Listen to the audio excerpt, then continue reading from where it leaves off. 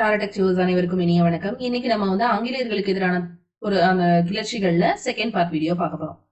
So நேத்து நம்ம பார்த்தது பாத்தீங்கன்னா ரம்பா கிளர்ச்சிகள் வரைக்கும் நம்ம என்ன செஞ்சிருப்போம் அப்படின்னா பார்த்திருப்போம். சோ இன்னைக்கு நம்ம பார்க்க இருக்கிறது என்ன அப்படின்னு பாத்தீங்கன்னா, முதல்ல குஹா கிளர்ச்சி. இந்த குஹா கிளர்ச்சி அப்படிங்கிறது எங்க நடந்தது அப்படின்னு சொல்லி பாத்தீங்கன்னா, மேற்கு பஞ்சாப்ல இருக்கக்கூடிய அந்த பகுதிகளில் 1840கள்ல நடந்த ஒரு கழகம். சோ இதனுடைய தலைவராக யார் இருந்தா அப்படின்னா பகத் ஜஹார்மால் அல்லது ஷியான் ஷாஹிப் ராம் சிங் அப்படின்றவங்க இருந்திருப்பாங்க. இந்த குஹா கிளர்ச்சின்றது எங்க நடந்ததுன்னா மேற்கு பஞ்சாப்ல நடந்தது. ஆங்கிலேயர்களுக்கு எதிரான அதாவது ஆங்கிலேயர்களினுடைய அடக்குமுறைக்கு எதிரான ஒரு விஷயம். எல்லா கழகங்களுமே அவங்களோட அடக்குமுறைய பொறுத்துக்க முடியாம நடந்த ஒரு எழுச்சி தான் அது. இது பாத்தீங்கன்னா ஒரு சீக்கிய மத சீர்திருத்த அமைப்பு தான் ஸ்டார்டிங்ல.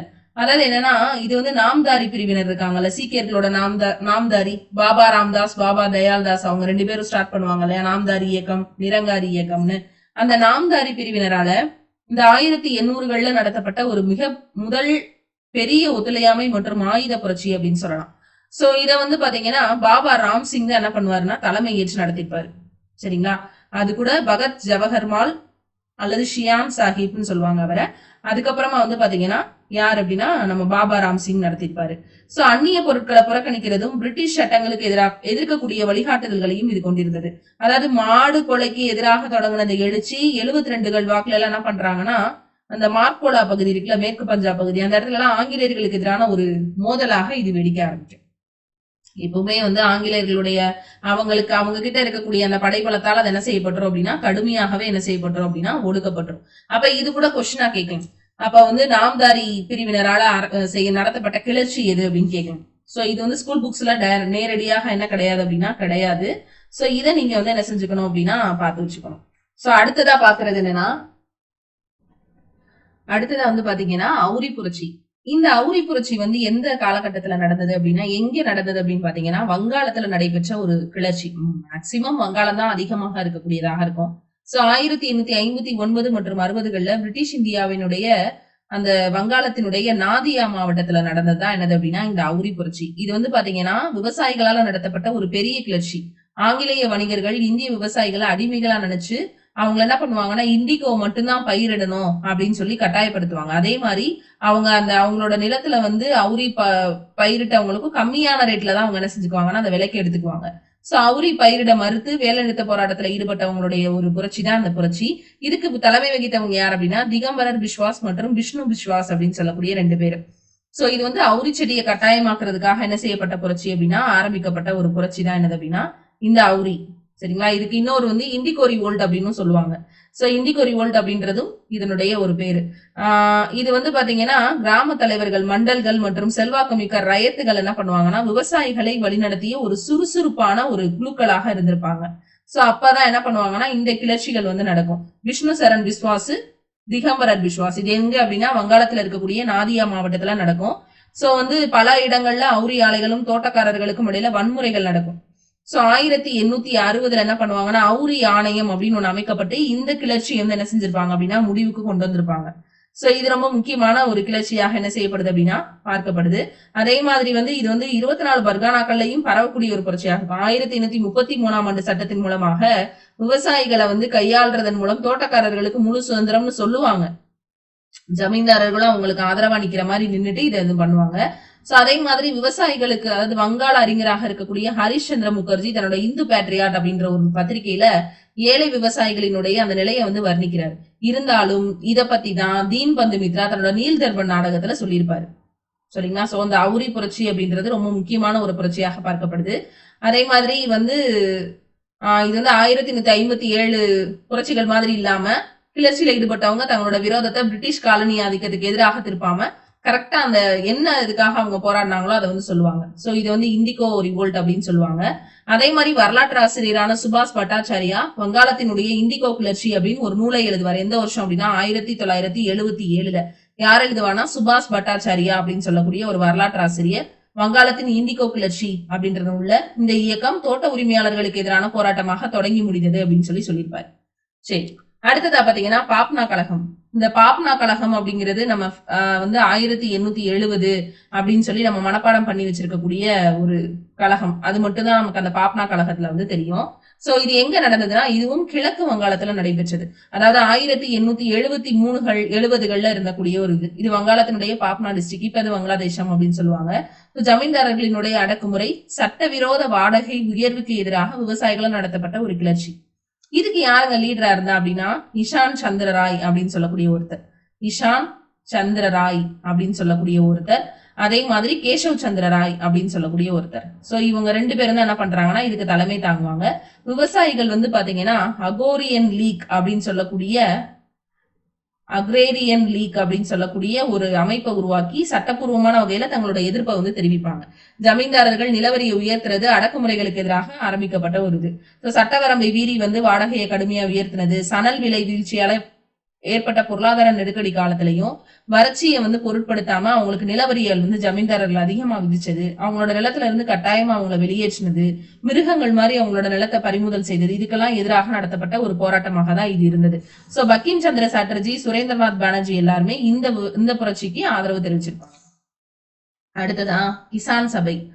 கிசான் சபாக்கள் அப்படிங்கிறது வந்து பாத்தீங்கன்னா உத்தரப்பிரதேசத்துல நடைபெற்ற ஒரு என்னது அப்படின்னா ஒரு கழகம் இது வந்து. சோ கிசான் சபை இயக்கம் அப்படின்னு சொல்லுவாங்க. சோ கிசான் சபாக்கள் அப்படின்னு சொல்லக்கூடியது எங்க நடைபெற்றது அப்படின்னு பாத்தீங்கன்னா உத்தரப்பிரதேசம் பகுதியில் நடைபெற்ற ஒரு இயக்கமாக என்ன செய்யப்படுது அப்படின்னா பார்க்கப்படுது. எப்ப அப்படின்னா 1918 பிரிட்டிஷ் இந்தியால இதுவும் நிலப்பிரபுக்களுக்கு எதிராக தான் என்ன செய்யப்படுது அப்படின்னா தொடங்கப்பட்ட ஒரு இயக்கமாகும். 1918 ஊபியில கௌரி சங்கர் மிஸ்ரா மற்றும் இந்திரா நாராயணன் திவேதி அப்படின்னு சொல்லக்கூடிய இந்த 2 பேர் தான் என்ன பண்ணிருப்பாங்கன்னா தொடங்கியிருப்பாங்க. இவங்க எல்லாம் பாபா ராமச்சந்திரா துர்காபாலா இவங்களோட துணையா இருந்தவங்க. ஆனா இவங்க 2 பேர் தான் இந்த இயக்கத்துக்கு தலைமை வைக்கக்கூடிய நபர்களாக இருந்திருப்பாங்க. 1929 சுவாமி சகானந்த சரஸ்வதி அப்படின்னு சொல்லுவாங்க, சகாஜனந்தர் இருக்காருல, அவருடைய தலைமையில இது வந்து வலுப்பெறும். எது அப்படின்னா பீகார் கிசான் சபா அப்படின்றது 1929 பீகார் கிசான் சபா. அது வந்து இவர் அகில இந்திய கிசான் சபான்னு ஒண்ணு ஸ்டார்ட் பண்ணுவாங்க. எப்போ அப்படின்னா 1936 ஏப்ரல் 11 லக்னோல நடக்கும். இதுக்கு வந்து சகாஜனந்த சரஸ்வதி தான் என்ன பண்ணுவாருன்னா தலைமை தாங்குவாரு. சரி, இந்த இயக்கம் எதுக்காக ஸ்டார்ட் பண்ணாங்கன்னா பெரிய நிலச்சுவாழ்ந்தார்கள் அதிகமான நிலவரி வச்சு அவங்களோட இடத்த காலி செஞ்சாங்க. சோ அதுக்காக 1920 பாபா ராமச்சந்திராவினுடைய வேண்டுகோளுக்கு இணங்க நேரு வருகை புரிந்து இந்த போராட்டத்துல கலந்துகிட்டாரு. அப்ப கொஸ்டின் கேட்கலாம், ஜவஹர்லால் நேரு அவர்கள் வருகை புரிந்து தொடங்கி வைத்த ஒரு விவசாய போராட்டம் எது அப்படின்னு சொல்லி கேட்கலாம். சோ இதுவும் கொஸ்டின் ஏரியா. அடுத்து யகா இயக்கம். இது ரொம்ப முக்கியமானது கிடையாது. மாதாரி பாசி அப்படின்றவங்க 1921 உத்தரப்பிரதேசம் பகுதிகளில் தலைமையேற்று நடத்தின ஒரு போராட்டம். இதுவும் நிலவரி வரி வசூலிக்கிறவர்களுடைய அடக்குமுறை.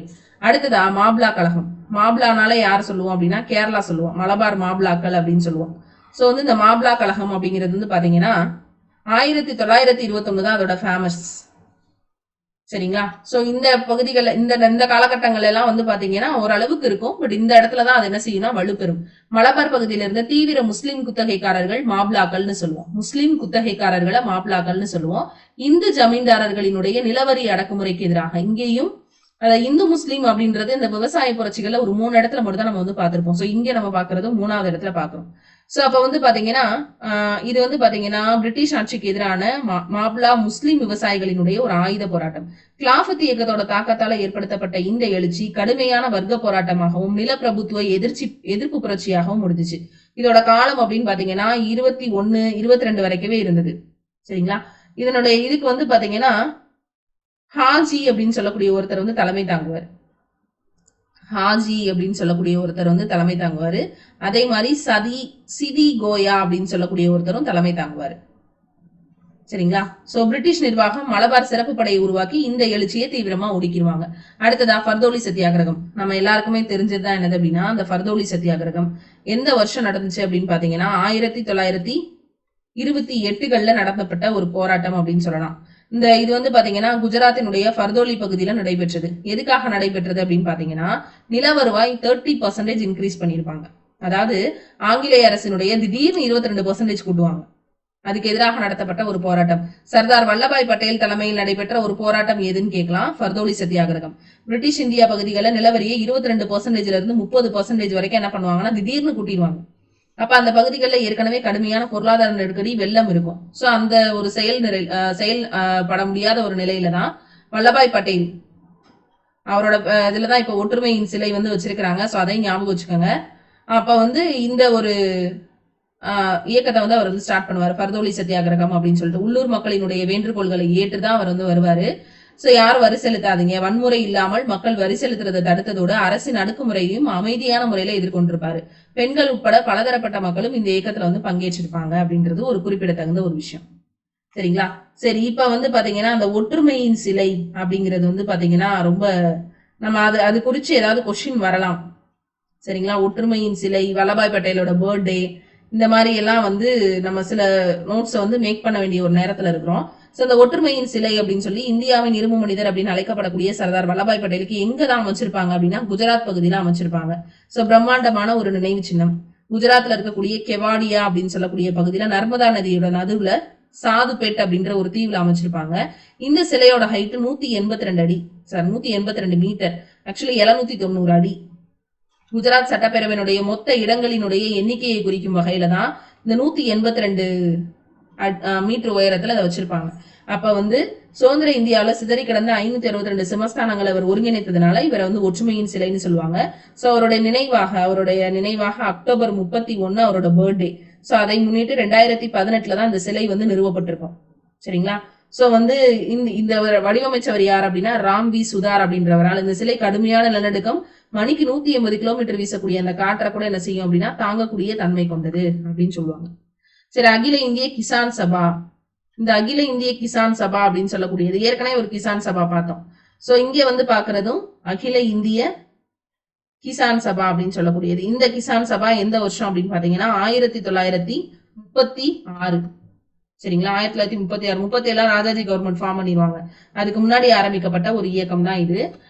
இது வந்து பாத்தீங்கன்னா இதனுடைய தலைவராக யார் இருந்தா சுவாமி சஹாஜனந்தர். நம்ம ஏற்கனவே பார்த்தோம் இல்லையா? அங்க இருந்த அதே சஹாஜனந்தர் தான் என்ன பண்ணிருப்பாரு அப்படின்னா இங்கேயும் வந்திருப்பாரு. பாத்தீங்களா? பீகார்ல ஒரு சபா ஆரம்பிச்சிருப்பாருன்னு சொன்னோம்ல. சோ இங்க பாருங்க. சோ இங்கேயும் அகில இந்திய கிசான் சபா அப்படின்னு சொல்லக்கூடிய விவசாயிகள் சங்கத்தை பாரதிய கிசான் சபா, அகில பாரதிய கிசான் சபா அப்படின்னு சொல்லி 1936 சகானந்த சரஸ்வதியால உருவாக்கப்பட்டதான். இது வந்து ஒரு விவசாய இயக்கம், இந்திய கம்யூனிஸ்ட் கட்சியினுடைய ஒரு விவசாய பிரிவு அப்படின்னு சொல்லலாம் இத வந்து. சோ வந்து பாத்தீங்கன்னா இது வந்து விவசாயிகளினுடைய குறைபாடுகளை போக்கவும் போராட்டம் நடத்தி நீதியை பெறணும்ன்றதுக்காக. சோ இதோட பத்திரிகை, இந்த அகில இந்திய கிசான் சபாவோட பத்திரிகை தான் இந்துலால் யக்னிக் அப்படின்ற பத்திரிகை. 1933 என்ஜி ரங்கா ஆந்திரால, அதாவது இந்த என்ஜி ரங்கா அவரால் நடத்தப்பட்டது. ஆந்திரால இந்திய விவசாயிகள் சங்கத்தை நிறுவனவர் இவர் தான், என்ஜி ரங்கா. சரிங்களா? சோ வந்து பாத்தீங்கன்னா 36 லக்னோ காங்கிரஸ் அமர்வுல தான் அகில இந்திய கிசான் சபா உருவாக்குறது உச்சக்கட்டத்தை அடைஞ்சிருக்கும். சகாதனந்த சரஸ்வதி அதனோட முதல் தலைவராக தேர்ந்தெடுக்கப்படுவாரு. சோ வந்து இதுல வந்து பாத்தீங்கன்னா 36 வந்து கிசான் அறிக்கை வந்து ஜமீன்தாரி முறையை ஒழிக்கணும், கிராமப்புற கடன்களை ரத்து செய்யணும் அப்படின்னு சொல்லிட்டு தன்னோட சிவப்பு கொடியை தன்னோட கொடியா ஏத்துக்கணும். சோ பீகார் மற்றும் ஐக்கிய மாகாணங்கள்ல காங்கிரஸ் அரசாங்கங்களோட மீண்டும் மீண்டும் மோதல்ல ஈடுபடும். நேதாஜி சுபாஷ் சந்திர போஸோட தலைமையில 1938 ஹரிபுரா காங்கிரஸ் செஷன் நடக்கும்போது இந்த பிளவு வெளிப்படையாகவே தெரிய ஆரம்பிக்கும். சோ இந்திய கம்யூனிஸ்ட் கட்சி 1942 ஜூலைல என்ன செய்யும் அப்படின்னா அரசாங்கத்தால இறுதியாக சட்டப்பூர்வமாக மாற்றப்படும். சரிங்களா? சோ இது ரொம்ப முக்கியமானது. இந்த சுவாமி சஹாஜனந்தா இருக்கிறார்ல, இவர் வந்து பாத்தீங்கன்னா இந்துலால் யக்னிக், என்ஜி ரங்கா, இந்த மாதிரி முக்கியமான உறுப்பினர்கள்லாம் வந்து இந்த அமைப்புல இருந்து வெளியேறிடுவாங்க. ஏன்னா இது வந்து வெள்ளையனே வெளியேறி இயக்கத்துல இருந்து இந்த அமைப்பு வந்து விலகி இருக்கும், ஆனா அதனுடைய மக்கள் தளத்தை இழந்திருக்கும். சோ உறுப்பினர்கள்ல பலர் வந்து கட்சி உத்தரவுகளை மீறி வெள்ளையனே வெளியேறி இயக்கத்துல இணைந்ததுனால இவங்க அதுல இருந்து வெளியேறி இருப்பாங்க அப்படிங்கிறது ஒரு குறிப்பிடத்தகுந்த ஒரு விஷயம்.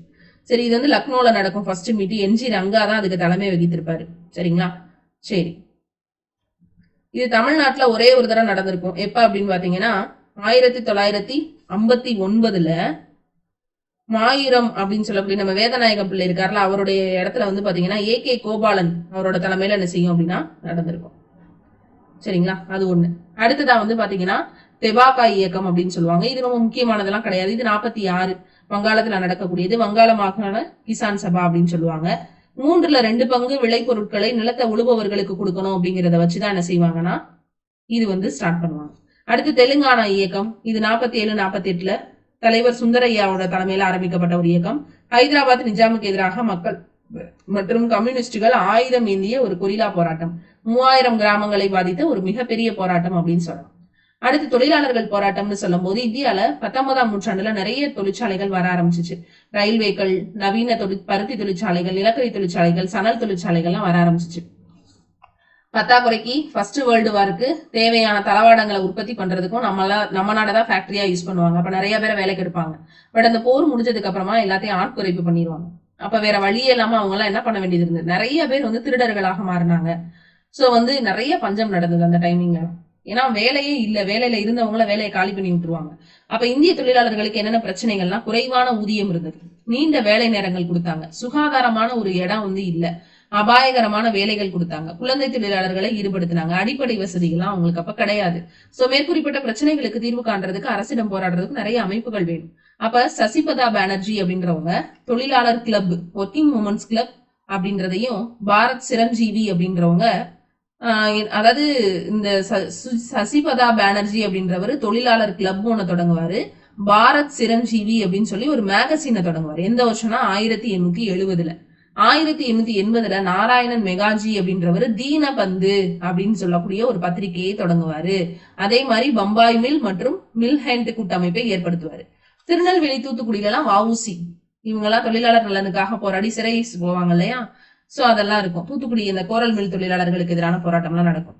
அடுத்து அகில இந்திய அளவுல போராடுறதுக்கு NM ஜோஷி அப்படின்றவர் அக்டோபர் 31, 1920 அகில இந்திய வாணிப union Congress, all India trade union Congress AITUC அதை ஏற்படுத்துவாரு. நல்லா ஞாபகம் வச்சுக்கோங்க, AITUC. அதன் முதல் தலைவராக இந்திய தேசிய காங்கிரசினுடைய மாநாட்டு தலைவராக இருந்த லாலா லஜபதி ராய் என்ன பண்ணுவாரு அப்படின்னா தேர்ந்தெடுக்கப்படுவாரு. AITUC முதல் பொதுச் செயலாளராக யார் இருந்திருப்பானா திவான் ஷாமன் தேர்ந்தெடுக்கப்படும். ரொம்ப முக்கியமான ஒரு டேட்டா, நல்லா ஞாபகம் வச்சுக்கோங்க. எப்ப அப்படின்னா AITUC எப்ப ஸ்டார்ட் பண்ணுவாங்க அப்படின்னா, அகில இந்திய அளவுல போராடணுன்றதுக்காக NM ஜோஷி அப்படின்றவரு இந்த AITUC ஏற்படுத்தினார். அப்ப ஏற்படுத்தினது யாருன்னு ஃபர்ஸ்ட் கொஸ்டின் கேட்கலாம். யார் அதனுடைய ஃபர்ஸ்ட் லீடர்னு கேட்கலாம். அதனுடைய ஃபர்ஸ்ட் செயலாளர் யாருன்னு கேட்கலாம். 29 பாத்தீங்கன்னா Muzaffar Ahmed, SA Dange, Joglekar, Philip Shaukat Usmani இவங்க எல்லாருமே 31 தொழிலாளர் தலைவர்களை மீரட் சதி வழக்குல அரசு குற்றம் சாட்டி என்ன பண்ணிடுவாங்கன்னா கைது பண்ணுவாங்க. அப்ப மீரட் சதி வழக்குல தான் SA டாங்கர், முசாஃபர் இவங்க எல்லாரும் அரெஸ்ட் பண்ணுவாங்க. சோ இது தொழிலாளர் போராட்டங்களை வலுவிழக்க வச்சிடும். சுதந்திரத்துக்கு அப்புறமா தொழிலாளர் போராட்டங்கள் அரசியல் அடிப்படையில வலுப்பெறும். இப்ப இங்க பாத்தீங்கன்னா வேலூர் புரட்சிக்கான காரணங்கள் அப்படின்னு கொடுத்திருக்காங்க. அதாவது வட ஆற்காடு மாவட்டத்தினுடைய தலைநகரம் தான் வேலூர். இப்ப அது வேலூர் மாவட்டம்னு மாத்திருக்கிறாங்க. 1806 வேலூர்ல இருந்து இந்திய சிப்பாய்கள் என்ன செய்வாங்கன்னா கழகத்துல ஈடுபடுவாங்க. எதுக்கு திடீர்னு வேலூர்ல போய் அவங்க கழகத்துல ஈடுபடுறாங்க அப்படின்னு சொல்லி பாத்தீங்கன்னா அதுக்கு நிறைய என்ன இருக்கு அப்படின்னா காரணங்கள் இருக்கு. ஜூலை 10 நடைபெற்ற ஒரு புரட்சி தான் அது, சரிங்களா? சோ வேலூர் கோட்டையில இந்திய சிப்பாய்களால ஆங்கில கிழக்கிந்திய கம்பெனிக்கு எதிராக நடத்தப்பட்ட புரட்சி. எதுக்குன்னு காரணங்கள் பார்ப்போம். மதராசினுடைய ஆளுநராக இருந்த வில்லியம் பெண்டிங் பிரபுவினுடைய அனுமதியோடு சர் ஜான் கிரடாக் என்ன பண்ணுவாருன்னா ஒரு புதிய தலைப்பாகையுடன் கூடிய ஒரு சீருடையை அறிமுகப்படுத்துவார். இந்த தலைப்பாகை ஐரோப்பிய தொப்பி மாதிரியே இருக்கும். காதணிகளை அணிகிறதும் சமய சின்னங்களை இட்டுக்கொள்றதும் தடை செய்யப்படுது. எல்லா மத சின்னங்களையும் நீங்க எந்த மத சின்னங்களும் போடக்கூடாது, தாடி வைக்க கூடாது, இந்த மாதிரி நிறைய சொல்லுவாங்க. சோ அவங்களோட தலைப்பாக யூரோப்பியன்ஸோட தொப்பி மாதிரியே இருக்கும். நீங்க கம்மல் போடக்கூடாது, எந்த மத சின்னங்களும் போடக்கூடாது, சரிங்களா? தலைப்பாகையுடன் கூடிய ஒரு சீருடை. இதுல என்ன அப்படின்னு பாத்தீங்கன்னா இந்திய வீரர்கள் தங்களோட சமய அடையாளங்கள் எதுவுமே இருக்கக்கூடாது, திருநீர் வைக்க கூடாது, நாமம் போடக்கூடாது, தாடி வைக்க கூடாது எல்லாம் பண்ணுவாங்க.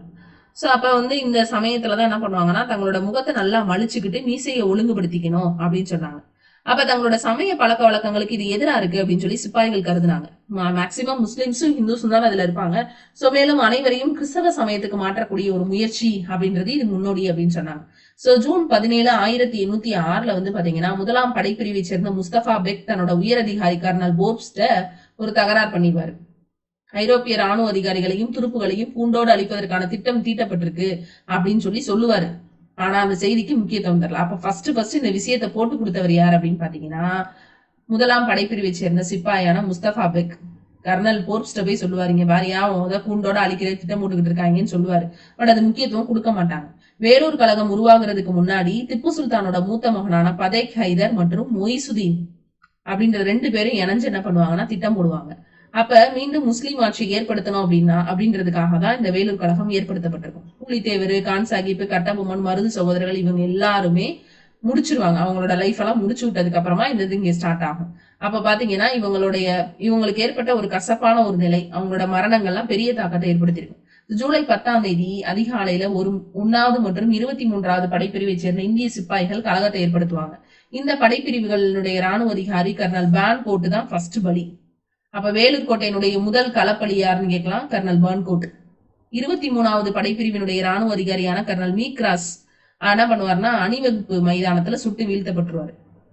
பரேடு போற இடத்துல அந்த அந்த மைதானத்திலே சுட்டுருவாங்க. யார் அப்படின்னா கர்னல் மீக்ராஸ். அப்ப 2வது படி கர்னல் மீக்ராஸ். அடுத்து வந்து கொல்லப்பட்ட ராணுவ அதிகாரி ஜேம்ஸ் ஆம்ஸ்ட்ராங், மேஜர் ஆம்ஸ்ட்ராங். அப்ப 12க்கும் மேற்பட்ட ராணுவ அதிகாரிகளை கொன்றுவாங்க. வேலூர் கோட்டைக்கு வெளியில இருக்கக்கூடிய மேஜர் கூட்ஸ் என்ன பண்ணுவார்னா 14 மைலுக்கு அப்பால் இருக்கக்கூடிய ராணிப்பேட்டைக்கு ஓடிடுவாரு. கூட்ஸ வந்து ட்ரெயின் வச்சுக்கோங்களேன், ட்ரெயின் வேகமா போயிடுச்சு விஷயத்த சொல்றதுக்கு. யார்கிட்ட சொல்லுவாரு? கர்னல் கில்லஸ்பிட்ட சொல்லுவாரு.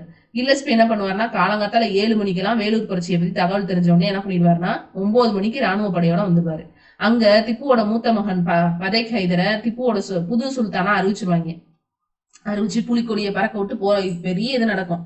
சோ உடனடியா கில்லஸ்பி போய் அங்க போய் அடக்கிட்டு வந்துருவாரு. ஃபர்ஸ்ட் இந்த இடத்த அடக்குனது யார் அப்படின்னா கில்லஸ்பி தான். சோ கோட்டைக்குள்ள 800 இந்திய சிப்பாய்கள் கொல்லப்பட்டுருவாங்க. திருச்சியிலையும் வேலூர்லயும் 600 சிப்பாய்கள் சிறைப்படுத்தப்பட்டுருவாங்க. சிலர் என்ன பண்ணுவாங்கன்னா தூக்கில போட்டுருவாங்க. திப்புவோட மகன் பதேக் ஹைதர் என்ன பண்ணுவாங்க, கல்கத்தாக்கு பத்திரமா போயிட்டு வான்னு அனுப்பி விட்டுருவாங்க. சோ வந்து படைத்தளபதியும் சென்னை ஆளுநரும் திருப்பி அழைக்கப்படுறாங்க. இப்படி திருப்பி அழைக்கப்பட்ட சென்னை ஆளுநர் தான் யார் அப்படின்னா பெண்டிங். 1803 வாக்குல அந்த நடக்கும். 3 to 6 அந்த டைமிங்ல இருப்பாரு பெண்டிங். சோ வந்து முறையாக திட்டமிடப்படாததுனால வேலூர் கழகம் தோல்வியில முடிஞ்சிருச்சு. 1857 முதல் இந்திய சுதந்திர போருக்கு வேலூர் கழகம் தான் முன்னோடின்னு சொன்னது யார் அப்படின்னா சவார்கர் சொல்வாரு. ஆனா அதை கே பிள்ளை மறுக்கிறாரு. என்ன சொல்றாரு? வேலூர் கழகம் 1857 சிப்பாய் கழகத்துக்கு வழிவகுத்தது அப்படின்ற கூற்ற யார் சொன்ன கூற்று? இது சவார்கர் சொன்ன கூற்று. அதை இவர் மறுத்துருவாரு. இந்திய விடுதலைக்கு தமிழர்களே முன்னோடிகளாக இருந்தனர்னு செஞ்சீவி சொல்றாரு. காலனி ஆதிக்கத்தை எதிர்த்து மருது சகோதரர்கள் நடத்திய போராட்டத்தின் தொடர்ச்சி தான் வேலூர் கழகம்னு கே ராசையன் சொல்றாரு. சரிங்களா? இதெல்லாமே இவங்களோட கூற்று. அதே மாதிரி வேற முக்கியமான விவசாய இயக்கங்கள் என்னென்ன அப்படின்னா பாகல் பண்டிஸ் இயக்கம்னு சொல்லி ஒரு வங்காளத்துல தொடங்கப்பட்ட ஒரு இயக்கம் இருக்கும். இது வந்து குரம்ஷா திப்புசா அவங்க 2 பேரும் வந்து தலைவர்களாக கொண்டு வாடகை உயர்வு வந்து இது பண்ணுவாங்க. அடுத்து மும்பா கிளர்ச்சி அந்த மலபார் ஏரியா அந்த ரீஜியன்ல நடக்கும். வருவாய் கோரிக்கையை வச்சு நடக்கும். இண்டிகோ ரிவோல்ட் நாதியா பகுதியில நடக்கும்ல, திகம்பரர் பிஸ்வாஸ், விஷ்ணு சரண் பிஸ்வாஸ் நம்ம ஏற்கனவே பார்த்தோம். அதுக்கப்புறம் 860 இண்டிகோ கமிஷன் வந்து போடுவாங்க. அதுக்கப்புறம் வந்து பாட்னா எழுச்சி, பாட்னால நடைபெற்ற ஒரு கழகம். இது வந்து பாத்தீங்கன்னா ஷாஷா சந்திரசாய் சம்பு இவங்களுக்கு ஆக்கிரமிப்பாளர்களை உரிமையாக்குவதை தடுக்கிறதுக்காக போடப்பட்டது. அடுத்து பூனா சர்வாஜனிக் சபா, எம்ஜி ரானடே யாரு? ஒரு நீதிபதி. எங்க? தானா மாவட்டம் ரத்னகிரி பக்கத்துல நடக்கும். விவசாயிகளோட சட்ட உரிமையை பலப்படுத்துறதுக்கு தான் என்ன செய்யும் அப்படின்னா அந்த பூனா சர்வாஜனிக் சபா அப்படின்னு சொல்லி ஏற்படுத்தப்படும். 1870கள் என்ன செய்யப்படும் அப்படின்னா ஏற்படுத்தப்பட்ட ஒரு அமைப்பு தான் என்னது அப்படின்னா அந்த பூனா சர்வாஜனிக் சபா. சரிங்களா? அதாவது வந்து பிரிட்டிஷ் இந்தியால இந்தியர்களின் உரிமைக்காக போராடிய முதல் சமூக அரசியல் அமைப்புன்னு சொல்லலாம். முதல் சமூக அரசியல் அமைப்பு அப்படின்னு சொல்லி என்ன செய்யலாம் அப்படின்னா சொல்லலாம் இதை வந்துட்டு. சரிங்களா? So M G Ranade, Ganesh Vasudev Joshi, S H Chiplunkar இவங்க 3 பேர் தான் அதை நிறுவுவாங்க. சோ எங்க அப்படின்னா மகாராஷ்டிரா புனேல நிறுவுவாங்க. யார் யாரு? ரானடே மட்டும் கிடையாது, கணேஷ் வாசுதேயோ அதுக்கப்புறமா வந்து எஸ்ஹெச் சிப்லுங்கர் அப்படின்னு சொல்லக்கூடிய ஒரு நபர், 2 பேருமே. சோ பிரிட்டிஷ் அரசாங்கத்துக்கும் இந்திய மக்களுக்கும் இடையில ஒரு மத்தியஸ்த அமைப்பாக தான் இது வந்து இருக்கும். சரிங்களா? 1885 தொடங்கப்பட்ட ஐஎன்சியுடைய முன்னோடின்னு கூட இதை வந்து சொல்லலாம். சோ விவசாயிகளுக்கு சட்ட உரிமைகள் குறித்த விழிப்புணர்வை ஏற்படுத்தும். சோ 1877 எல்லாம் பாத்தீங்கன்னா டெல்லி தர்பார் நடக்குள்ள, அதுல காதி எடை அணிந்து சுதேசி இயக்கத்துக்கு வித்திட்டதும் எது அப்படின்னா இந்த அமைப்பு தான். இது ரொம்ப முக்கியமான ஒரு அமைப்பு. அடுத்து சம்பாரான் சத்தியாகிரகம் நமக்கெல்லாம் தெரியும். யார் நம்ம ஆளுநர் வந்து என்ட்ரி கொடுப்பாரு? யார் அப்படின்னா நம்ம காந்தி. சரிங்களா? சம்பாரான் சத்தியாகிரகம் தான் என்னது அப்படின்னா காந்தியுடைய அந்த ஸ்பாட்லைட் போராட்டம் அப்படின்னு சொல்லலாம். சரிங்களா? சோ இந்திக்க விவசாயிகளினுடைய சுரண்டலை நிவர்த்தி செய்தது இந்த சம்பாரான் சத்தியாகிரகம் தான். காந்தியோட முதல் சத்தியாகிரகம் அப்படின்றத வந்து அதாவது வந்து சம்பாரான்ல நடைபெற்ற இந்த சத்தியாகிரகம்.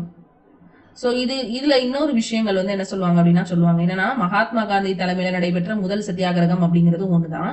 இந்திய சுதந்திர இயக்க வரலாற்றில் இது ரொம்ப முக்கியத்துவம் வாய்ந்த ஒண்ணு. சரிங்களா? சோ அந்த அவுரி செடியை வச்சே நடக்கும். சோ அப்ப 1915 காந்தி என்ன பண்ணுவாருன்னா தென்னாப்பிரிக்கால இருந்து திரும்பினப்ப என்ன பண்ணுவாங்கன்னா வட இந்தியால அவுரி தோட்டக்காரர்களால விவசாயிகள் சுரண்டப்படுறத பாக்குறாரு. சரிங்களா? சோ அப்ப வந்து இந்த பிரிட்டிஷ் காலனித்துவ அமைப்புல மிதவாதிகளுக்கும் அந்த தீவிரவாதிகளுக்கும் இடையில ஒரு பிரச்சனைகள்லாம் போய்கிட்டு இருக்கக்கூடிய ஒரு சமயம். அப்ப அவுரியதான் பயிரிடணும் அப்படின்னு சொல்லி கட்டாயப்படுத்தப்படுவாங்க. தீன் கதியா அவங்களோட நிலத்துல 3ல் 1 பங்கு. சரிங்களா? தங்களோட இடத்துல ஒரு பகுதியில கண்டிப்பா அவுரி பயிரிடணும், அதுலயும் கம்மியான ரேட்டுக்கு தான் எடுத்துக்குவாங்க. சோ இந்த மாதிரி இருந்தது. சோ இந்த விவசாயிகளுடைய குறைகளை விசாரிக்குமாறு உள்ளூர் விவசாயி என்ன பண்ணுவார்னா ராஜ்குமார் சுக்லாவோட அழைப்புலதான் என்ன பண்ணுவார்னா காந்தி வருவாரு. சோ ராஜேந்திர பிரசாத், மசார் உல் ஹக், மகாதேவ் தேசாயி, ஜே.வி. கிருபாலன் உள்ளிட்ட முக்கிய பிரமுகர்களோட அவர் அங்க பார்க்க வருவாரு. பிரஜ்கிஷோர் பிரசாத், அனுகிரக நாராயண் சின்ஹா, ராம் நவமி பிரசாத், சம்புவன் சர்மா இவங்க எல்லாருமே அங்க பங்கேற்றிருப்பாங்க. சோ இந்த இடத்துலதான் முதல் அகிம்சை போராட்டமாக இது நடக்கும். சோ அப்ப என்ன பண்ணுவாங்கன்னா ஒரு ஃபண்டும் வசூல் பண்ணுவாங்க. அந்த ஃபண்டுல 25% ஃபண்டை விவசாயிகளுக்கு திருப்பி செலுத்த கட்டாயப்படுத்து. அதாவது என்னன்னா தோட்டக்காரர்களிடமிருந்து சட்டவிரோதமாக வசூலிக்கப்பட்ட ஃபண்டு, ஒரு ஃபண்டு வசூல் பண்ணுவாங்கன்னு சொல்லலையா, தோட்டக்காரர்கள்ட்ட இருந்து ஒரு ஃபண்டு வசூல் பண்ணிருப்பாங்க. யாரு இவங்க வரிகளாக அந்த சமயத்துல வசூலிக்கப்பட்டதுல 25% விவசாயிகளுக்கே திருப்பி கொடுத்தணும்னு கட்டாயப்படுத்துச்சு.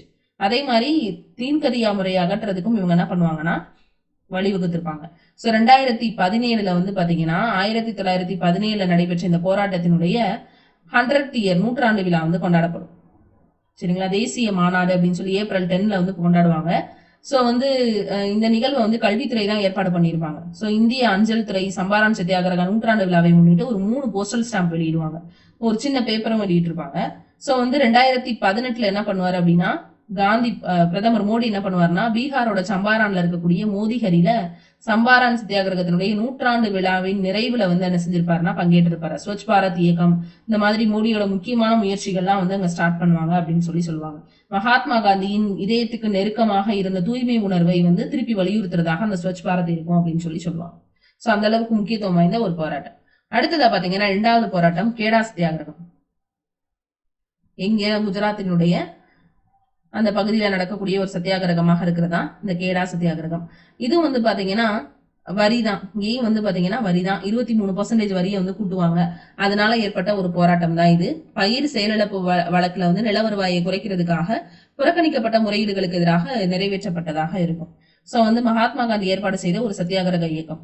சம்பாரானுக்கு அப்புறமா இது செகண்டா அவர் பண்ணுவாரு. சோ இதுலயும் ஏற்பாடு செஞ்சவங்க காந்தி, வல்லபாய் பட்டேல், இந்துலால் யக்னிக் இந்த மாதிரி நிறைய பேர் இதுல பார்ட்டிசிபேட் பண்ணுவாங்க. சோ பாத்தீங்கன்னா சங்கர்லால் பெங்கர் இந்த மாதிரி நிறைய பேர் இருப்பாங்க. அகமதாபாத், வதோரா நகர்ல இருந்து நிறைய பேர் குமிஞ்சிருப்பாங்க. சரிங்களா. சோ என்ன சொல்லுவாங்க அப்படின்னு பாத்தீங்கன்னா கேடால விவசாயிகளோட பஞ்சத்தை எடுத்து அந்த ஆண்டுக்கான வரி விலக்கி கொள்ளப்படணும் அப்படின்னு சொல்லி ஒரு மனு ரெடி பண்ணுவாங்க. மும்பைல இந்த அரசாங்கம் அதை நிராகரிச்சிருவாங்க. விவசாயிகள் வரி செலுத்தலைன்னா அவங்களோட லேண்ட் பறிமுதல் செய்யப்படும், அரெஸ்ட் பண்ணிடுவோம் அப்படின்னு சொல்லுவாங்க. சோ வரி நிறுத்தி வைக்கப்பட்டது. அரசாங்கத்தினுடைய வரி செயற்பாளர்கள்லாம் அந்த குண்டர்களை வச்சு பறிமுதல் பண்றதெல்லாம் ஸ்டாப் பண்ணிருப்பாங்க. சோ என்ன பண்ணுவாங்கன்னா ஒரு அதிகாரப்பூர்வமான போராட்டத்தை இவங்க ஏற்பாடு பண்ணிருப்பாங்க. சோ இதுதான் இந்த போராட்டமாக இருக்கும். அப்ப இதனுடைய விளைவாக என்ன நடந்துச்சு அப்படின்னா அந்த ஆண்டுக்கான வரி அடுத்ததாக இடைநிறுத்தப்படும் அப்படின்னு சொல்லிட்டு, அதே மாதிரி அந்த வீதத்தினுடைய அதிகரிப்பு குறைக்கப்படும். அந்த ரேட் ஆஃப் இன்ட்ரெஸ்ட் இருக்கு இல்லையா, அந்த வட்டி விகிதம் குறைக்கப்படும் அப்படின்னு சொல்லியிருப்பாங்க. பறிமுதல் செய்யப்பட்ட இது எல்லாத்தையுமே அவங்களுக்கே நாங்க கொடுத்துறோம் அப்படின்னு சொல்லுவாங்க. அடுத்ததா ஊப்பு கிஷான் சபா. இது ரொம்ப முக்கியமான ஒரு சபா அப்படின்னு சொல்லலாம். மதன் மோகன் மாளவியா அவருடைய தலைமையில நடைபெற்ற ஒரு சபையாக என்ன செய்யும் அப்படின்னா இருக்கும். எது அப்படின்னா இந்த ஊபி கிஷான் சபா அப்படின்னு சொல்லக்கூடிய சபா. சரிங்களா. சோ ஊபி கிசான் சபா என்ன அப்படி சொல்லுது அப்படின்னு பார்க்கலாம். உத்தரப்பிரதேசத்தினுடைய கிசான் சபா அப்படின்றது இந்திய சுதந்திர போராட்ட காலத்துல உழவர்களின் உரிமைகளுக்காக தொடங்கப்பட்ட ஒரு இயக்கம். 1918 லக்னோவினுடைய கௌரி சங்கர் மிஸ்ரா மற்றும் இந்திரா நாராயணன் திவேதி அப்படின்னு சொல்லக்கூடிய இவங்க மதன் மோகன் மாளவியாவோட ஆதரவோட தொடங்கப்பட்டதான் இது. இதுவும் பாத்தீங்கன்னா ஜமீன்தாரர்களோட சுரண்டலுக்கு எதிரான ஒரு போராட்டம் தான். அடுத்து ஆவுத் விவசாயிகள் கழகம் 1918. இது பெருசா ஒன்னும் நம்ம இது பண்ற அளவுக்கு இல்ல. உத்கிஷான் சபா. சோ இந்த கிசான் சபாக்கள் அப்படின்னு சொல்லக்கூடிய விஷயங்கள்லாம் நீங்க நல்லா பார்த்து வச்சுக்கோங்க. ஏதாவது ஒரு பத்திரிகை நடத்திருப்பாங்க, அங்கே திடீர்னு நமக்கு போய் ஒரு கொஸ்டின் கேட்டு வைக்கலாம். சோ உத்கிசான் சபா அப்படின்றது உத்தரப்பிரதேசம் பகுதியில தொடங்கப்பட்டதான். 1918கள் 20கள் வாக்குல நடைபெற்றதான் இது. இதுவும் பாத்தீங்கன்னா சங்கர் மிஸ்ரா, இந்திரா நாராயண் துவேதி, சரிங்களா. அதே மாதிரி இந்த உத்கிஷான் சபா பாத்தீங்கன்னா நேருடைய ஆதரவோடையும் இது என்ன செய்யப்படும் அப்படின்னா இருக்கும். சரிங்களா. ஆக்சுவலி அவுத் கிஷான் சபா அப்படின்னு சொல்லி பெயர் மாற்றம் செய்யப்பட்டு இது புதுப்பிக்கவும் செய்யப்படும் அப்படின்னு சொல்லுவாங்க.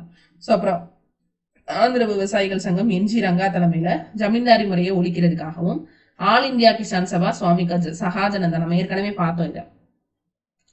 சோ இதோட இந்த கிளர்ச்சிகள் டாபிக் முடியுது. நம்ம அடுத்து ஐஎன்சியினுடைய தலைவர்கள் எழுச்சி பார்க்க போறோம். சோ இந்த வீடியோ உங்களுக்கு ரொம்ப யூஸ்ஃபுல்லா இருந்திருக்கும். இது உங்களோட ரிவிஷன் ஆஸ்பெக்ட்லயே ரொம்ப யூஸ்ஃபுல்லா இருக்கும். சோ நிறைய விஷயங்கள் இதுல நம்ம ஷேர் பண்ணிப்போம். சோ ரிவிஷனுக்கு நல்லா யூஸ் பண்ணிப்போம்.